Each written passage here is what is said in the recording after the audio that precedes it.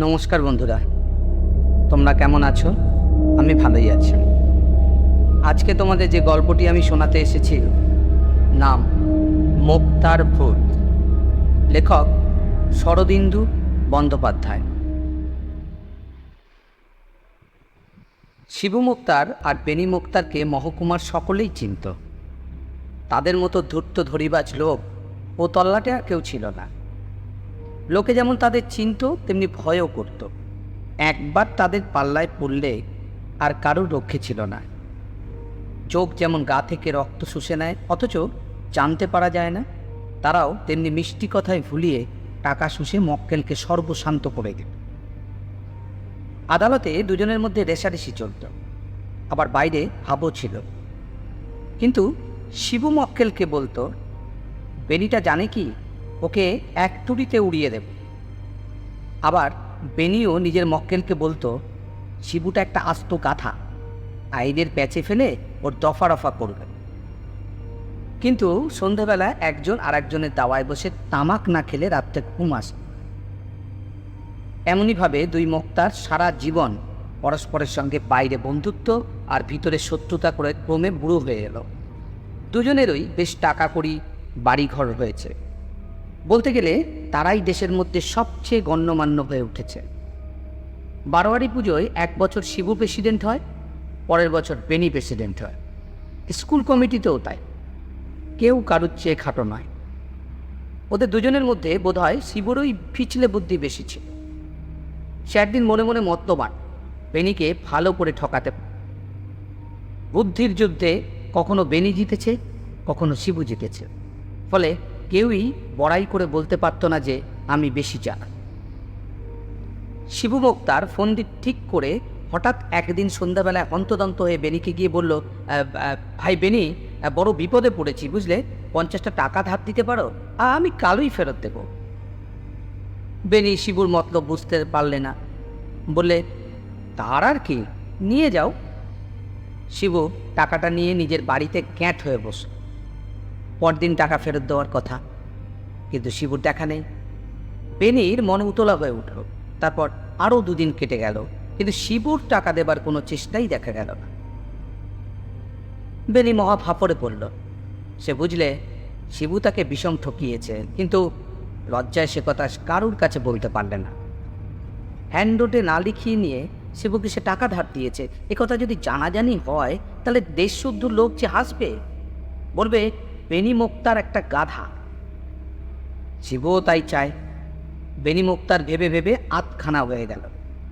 শিবুর সঙ্গে যখনই দেখা হয় বেনি ফিস ফিস করে বলে, ভাই শিবু, আমার টাকা। শিবু হেসে বলে, বেনি ভাই, বুড়ো হয়ে তোমার কি মাথা খারাপ হয়েছে? টাকা আবার আমি কবে নিলু ভাই? বেনি রেগে বলে, দেবে না তাহলে? আচ্ছা, আমিও দেখে নেব। শিবু হেসে বলে, বেশ তো, মকদ্দমা করো না, তোমার কাছে হ্যান্ডনোট আছে নিশ্চয়ই। বেনি রাগে দাঁত কর্মর করতে করতে চলে যায়। ক্রমে কথাটা চারিদিকে রাষ্ট্র হয়ে গেল যে বেনির 50 টাকা শিবু মুক্তার বিপাক ঠকিয়ে নিয়েছে। সবাই আহ্লাদে আটখানা, ভাবলে, আহা হা, কাকের মাংস কাকে খায়। বেনিকে সকলে জিজ্ঞাসা করতে লাগলো, তা হ্যাঁ দাদা, তুমি নাকি লেখাপড়া না করেই শিবুকে টাকা ধার দিয়েছিলে, শেষে তোমার এই দুর্বুদ্ধি হলো? বেনি কিন্তু কিছুতেই মানতে চায় না। ঘাড় নেড়ে বলে, আরে না না, ওসব শিবেটার মিথ্যে কথা। তারাও না, শিবেকে আমি যখন একলা থাকে তখন শিবুর পেজেমির কথা ভেবে দাঁত কর্মর করে আর গালাগাল দেয়। এমনিভাবে টাকার কথা ভেবে ভেবে বেনি অসুখে পড়ল। একে বুড়ো বয়স, তার উপর টাকার শোক। বেনি তো যায় যায়। ডাক্তার বদ্যিরা তার অবস্থা দেখে আশা ছেড়েই দিল। বেনি কিন্তু তখনও টাকার আশা ছাড়িনি। কেবলই ভাবছে কি করে শিবুর কাছে টাকা উদ্ধার করবে, তার আর অন্য চিন্তা নেই। যখন বদ্যি নারী দেখে বললে, হরিনাম করো, গঙ্গা নারায়ণ ব্রহ্ম, গঙ্গা জল মুখে দাও, শেষে মরণের আর দেরি নেই দেখে বেনি শিবুকে ডেকে পাঠালো। শিবু এসে তার পাশে বসতেই বেনি আর সকলকে সরে যেতে বললেন। সবাই সরে গেলে বেনি কটমট করে শিবুর দিকে চেয়ে বললে, আমার টাকা? শিবু মনে মনে হেসে বললে, আরে কিচ্ছু ভেবো না ভাই বেনি, তুমি কিচ্ছু ভেবো না, তোমার টাকা ঠিক আছে। এখন হরিনাম করো, তোমার ভালো মন্দ একটা কিছু হলেই তোমার টাকা তোমার ছেলেকে আমি দিয়ে দেব, তুমি নিশ্চিন্তি হয়ে বৈকুণ্ঠে যাও। বেনি বললে, না, এখনই দাও। শিবু বললে, এখন টাকা কোথায় পাবো ভাই, কালই তোমার ছেলের হাতে দিয়ে দেব, তুমি ভেবো না। শিবু দেখলে মিনিট 10 মধ্যেই বেনি পটল তুলবে। সে বললেন, আচ্ছা তুমি একটু অপেক্ষা করো, আমি টাকা আনছি, বলে সে চলে গেল।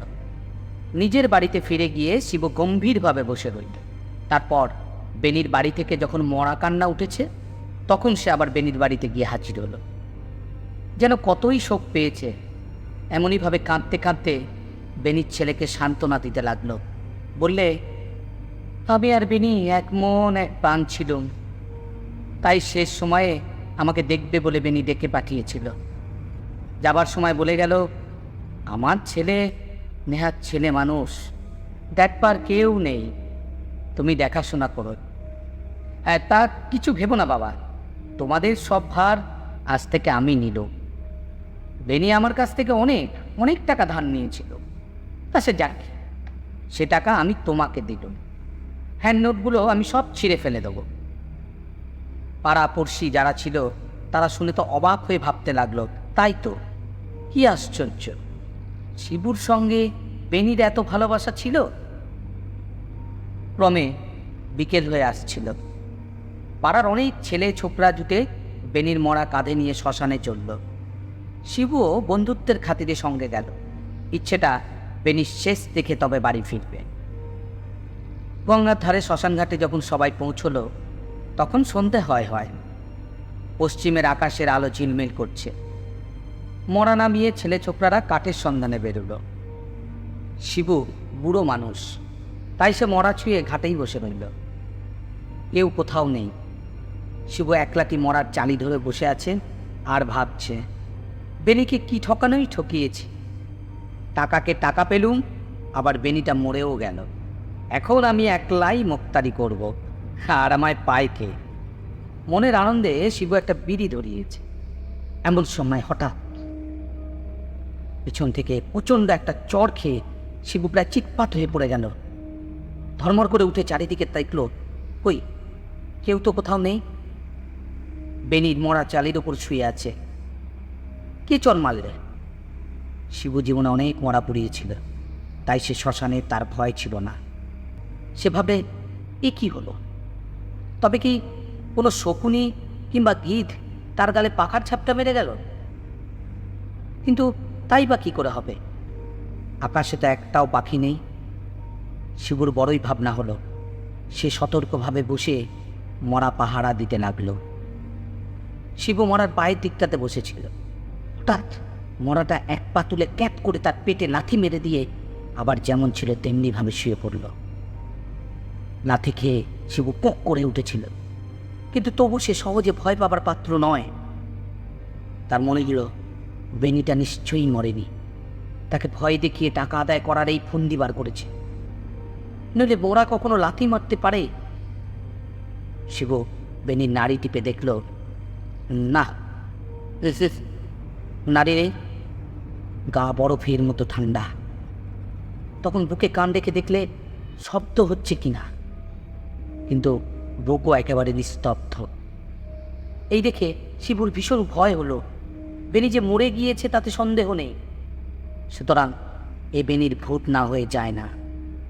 বেনি যে ভূত হয়েও সেই 50 টাকার কথা বলেনি, তা বুঝতে পেরে শিবু উঠে পালাতে গেল। কিন্তু পালাবার জো ছিল কি? যেই সে মরার বুক থেকে মাথা তুলতে যাবে, অমনি বেনির মরা তরক করে চালির উপর থেকে বসে 2 হাতে তার গলা জড়িয়ে ধরলে। শিবু গলা ছাড়াবার জন্য যতই টানাটানি করে, বেনির মরা ততই তাকে জোরে আঁকড়ে ধরে। শেষে সে শ্মশানের উপর মরার মানুষের দস্তুর মতো কুস্তি বেঁধে গেল। এ ওঠে তো ও পড়ে, ও পড়ে তো এ ওঠে। শিবু সেই পালাতে যায়, অমনি বেনির মরা তাকে লেঙ্গি দিয়ে ফেলে দেয়। শিবু বাবারে মারে ঘুরে মরে গেলুম রে বলে চেঁচাতে লাগলো, আর মরার সঙ্গে মারামারি করতে লাগলো। কিন্তু ভূতের সঙ্গে শিবু পারবে কেন? বেনির মরা একেবারে নাছোড়বান্দা। কিছুক্ষণ পরেই শিবু ক্লান্ত হয়ে পড়ল। ইতিমধ্যে ছেলে ছোকরারা কাঠ জোগাড় করে ফিরছিল। তারা শিবুর চিৎকার শুনে দৌড়ে এসে যে দৃশ্য দেখলে তাতে তাদের বুকে রক্ত প্রায় ঠান্ডা হয়ে গেল। তারা দেখলে বেনির মরা আর শিবুর চালের উপর পাশাপাশি গলা জড়াজড়ি করে বসে আছে। মরার মুখে বিন্দু মাত্র বিকৃতি নেই। তার একটা হাত সারাশির মতো শিবুর গলাটি জড়িয়ে আছে।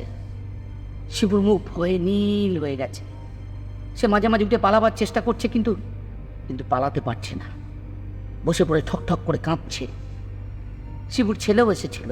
তাকে দেখে শিবু ভেউ ভেউ করে কেঁদে উঠল।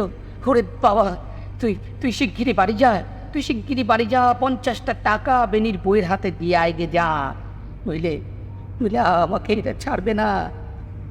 শিবুর ছেলে বাপের অবস্থা দেখে বাড়ি দৌড় দিল, আর সকলে আলো জেলে চালি ঘিরে বসে রইল। পোড়াবার উপায় নেই। পোড়াতে হলে 2 মোক্তারকে একসঙ্গেই পোড়াতে হয়, কারণ বেনির মরা তখনও শিবুর গলা চাপটে ধরে বসে আছে।